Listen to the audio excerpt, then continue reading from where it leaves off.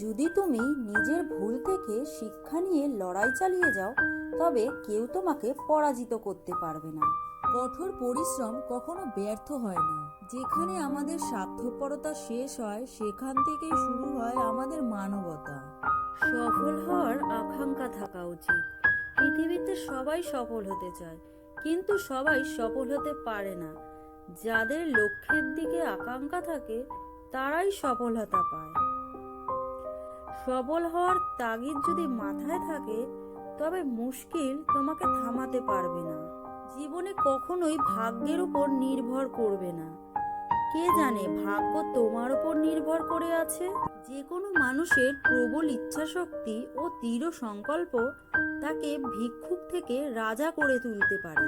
দেরি হোক, তবে অবশ্যই কিছু করতে হবে, কারণ লোকেরা স্ট্যাটাস দেখে, তোমার পরিশ্রম নয়।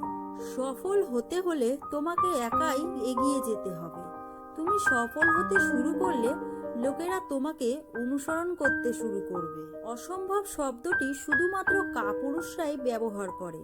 সাহসী এবং জ্ঞানীরা নিজেদের পথ তৈরি করে। দৃষ্টান্ত স্থাপন করতে হলে নিজের পথ নিজেই তৈরি করতে হবে। সফলতা তোমার কাছে আসবে না, বরং তোমাকে তার কাছে যেতে হবে।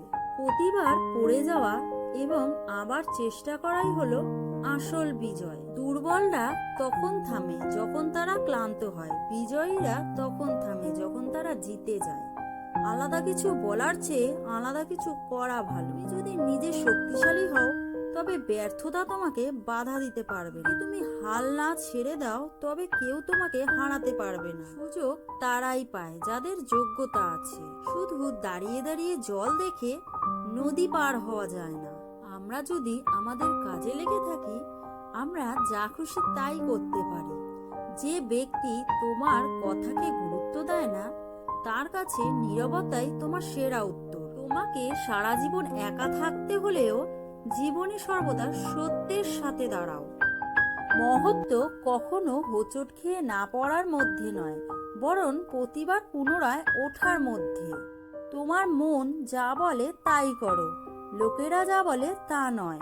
গন্তব্য অনেক দূরে, কিন্তু বন্ধু চিন্তা করবে না, কারণ নদী কখনো জিজ্ঞেস করে না সমুদ্র কত দূর। শরৎ ছাড়া গাছে নতুন পাতা আসে না, কষ্ট ও সংগ্রাম ছাড়া ভালো দিন আসে না।